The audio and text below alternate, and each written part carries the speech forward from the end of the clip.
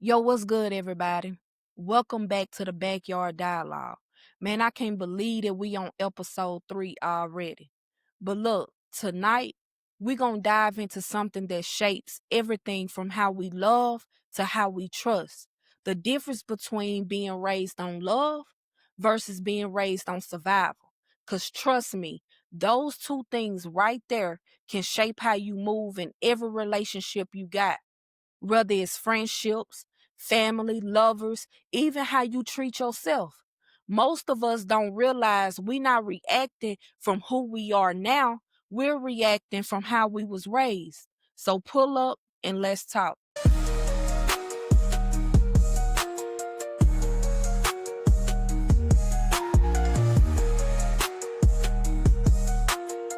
You ever notice how somebody raised on love moves different than somebody raised on survival? It's like y'all speak two different emotional languages. One built on safety, the other built on survival. When you're raised on love, you grow up knowing that it's safe to express yourself. You know what comfort feels like. You know what it feels like to be heard, to be nurtured, to have somebody pour into you without you feeling like you got to earn it. That becomes your normal. Those are the kids who could cry and be comforted, not corrected. They didn't have to walk on eggshells. Their home wasn't perfect, but it was safe. And that safety becomes the blueprint for how they see love later on in life. But when you raised on survival, it's a whole different ball game, y'all. You learn how to move in silence. You learn how to hide your feelings. You learn how to figure things out on your own because either you didn't want to put more stress on your family or you just knew that nobody was going to be there to help. See, love feels foreign when survival was the only language you knew growing up. And now that you're grown, you still speak that same language: independence, strength, silence. But deep down, you still just crave connection.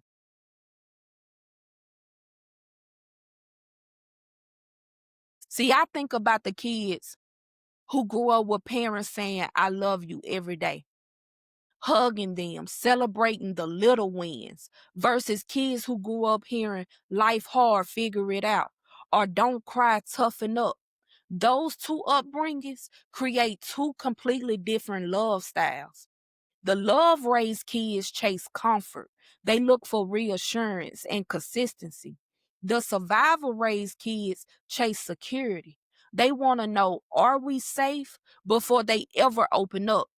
That's why sometimes you can be loved and still feel uncomfortable because it don't match what love looked like for you when you were growing up. And that's where the two can clash. A person raised on love expects communication, reassurance, patience.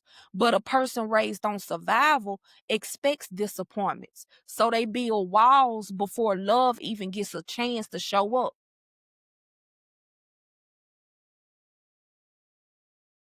See, they'll say things like, I'm just protecting my peace.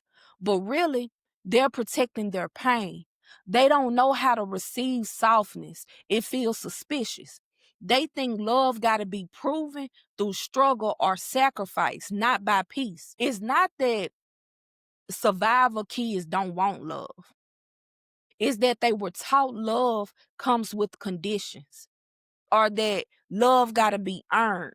So when they finally meet somebody genuine, it feels uncomfortable, almost scary to them. They'll start asking questions like, why you being so nice to me? What you want from me? That's not them having an attitude. That's just unfamiliar peace. They're trying to understand something they were never given space to feel. And then you got the ones who overcompensate. They overwork, overgive, overdo. Because deep down, they don't ever want to feel like they're not enough. So they keep trying to earn love, even in spaces where love was already freely given. Then you got the opposite. People who just shut down, they tired of giving, tired of being let down.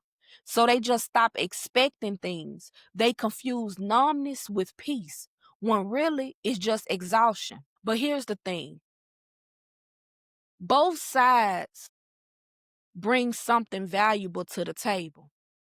The ones raised on love can teach softness, grace, and emotional presence. The ones raised on survival can teach discipline, resilience, and how to grind through storms. The goal ain't to judge one another, it's to understand one another. See, if both sides actually listen, they'll balance each other out. Love will bring warmth, survival will bring wisdom. But too often, both sides stay defensive instead of trying to learn. Let's be real. Sometimes you catch yourself reacting out of survival even when you don't need to. Like your first instinct is to figure it out alone, push people away, or shut down before you get hurt.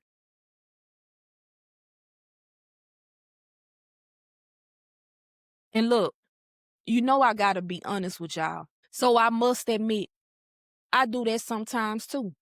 I'll pull back, isolate myself, tell myself, nah, I'm good.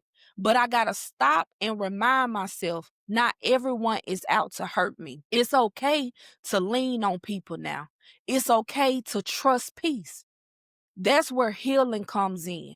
Unlearning survival when it no longer serves you. Teaching your body and your mind that love doesn't mean danger, that comfort ain't a weakness, it's growth. And at some point, it becomes your responsibility to choose differently. Because your upbringing wasn't your fault, but your healing is your responsibility. So ask yourself, do I want to just survive?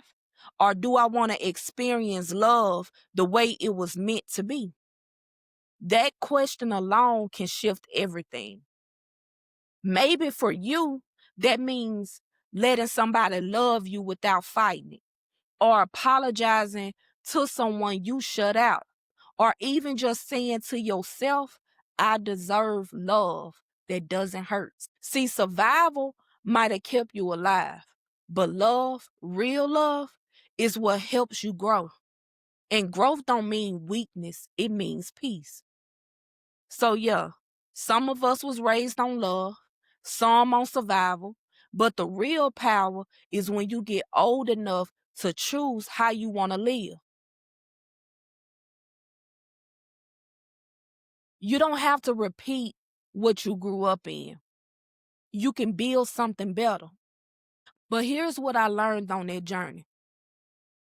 When you finally start building better, when life finally gets quiet, when the drama stops and you actually feel safe, it don't always feel right at first.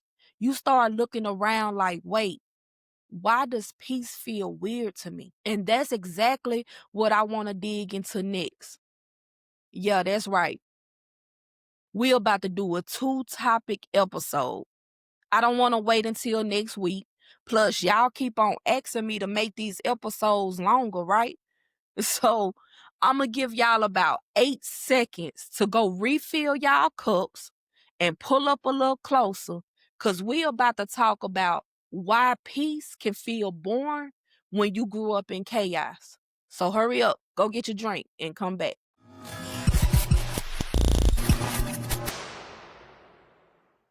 All right, y'all good? Y'all got your cups filled up?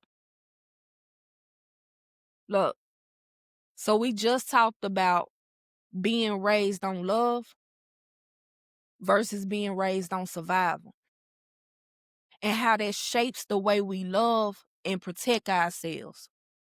But now I want to go even deeper.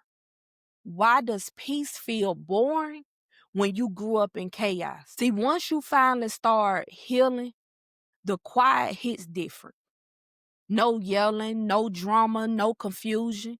And yet, something in you don't feel right. You start thinking, it's too calm. What's about to go wrong? See, when chaos was your normal, silence feels loud, peace feels suspicious. Your mind's waiting on a problem to solve because that's what survival trained it to do. Even your body remembers chaos. Your heart races in those still moments. You get restless when nothing is wrong. That's your nervous system saying, this ain't what we used to. So instead of relaxing, you start scrolling, calling somebody, creating problems that don't exist because peace feels foreign and chaos feels like home. I had to sit with that myself. Like I realized that sometimes I would stir up conflict just because calm felt too quiet. Like I didn't know how to breathe without tension in the air. When you grow up around noise, arguments, uncertainty, walking on eggshells, your brain links love with adrenaline. So when peace shows up, it feels empty, not safe. That's why a lot of us mistake peace for boredom. We crave emotional stimulation, not because we want drama, but because we've only ever felt alive in the middle of it. So you will meet good people, calm people, peaceful spaces, and somehow you'll pull away not because it's bad, but because your spirit is still addicted to the chaos. And look, that is the hardest pill to swallow. Realizing sometimes peace don't feel safe because you never had it before.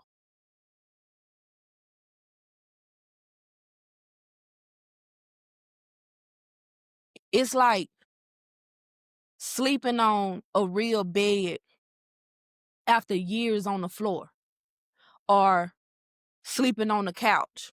Your back don't even know how to relax yet. That's how healing feels when you live in survival for too long. Comfort and familiar ain't the same thing.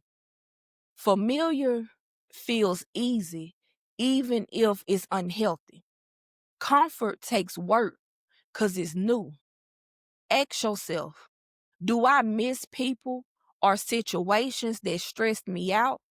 Maybe you don't miss them. Maybe you miss the emotional high that you got from the chaos. See, healing feels like a withdrawal from noise. It's uncomfortable, quiet, steady. But that's the part where your peace muscles start building. Sometimes peace ain't loud. It's learning to rest without guilt. It's learning to breathe without waiting on the next argument or heartbreak. I had to teach myself that calm ain't the enemy. Just because my phone dry or my circle is small doesn't mean that I fell off. It means I finally stopped chasing chaos disguised as connections. And I still catch myself sometimes saying, it's too quiet. Then I remind myself, nah, it's not too quiet. It's just finally peaceful. That's when you realize the work ain't about finding peace. It's about learning how to sit in it, making calm your new normal. See, you got to retrain your mind to understand peace is safety, not danger. That stillness ain't punishment, it's protection. When that urge for chaos creeps in, do something grounding. Step outside, journal, breathe, pray. You got to remind your body that it is safe now. Healing don't mean that nothing ever triggers you again. It means that you recognize the trigger and don't run back to what hurt you. That's growth. So if you find yourself missing a noise, check yourself. You're not bored, you're just healing. Don't mistake peace for emptiness. Peace is when you can sit with yourself and not feel anxious. Peace is when silence feels like home, not punishment. That's the real peace. You survived the storm. Now you learning the sunshine. Don't let your past convince you that you're only built for chaos. You're built for calm too. So maybe peace ain't boring. Maybe it's just something new for you. When you're raised on survival, calm can feel uncomfortable. But that's only because your nervous system is still learning that it's safe now. You survived chaos. You made it out. And now peace is your reward, not your punishment. So stop waiting on the storm. Learn to enjoy the stillness. That's what healing really looks like. So, with all of that being said, protect your peace. And remember, this ain't just my backyard. This is our backyard. Until next time, peace.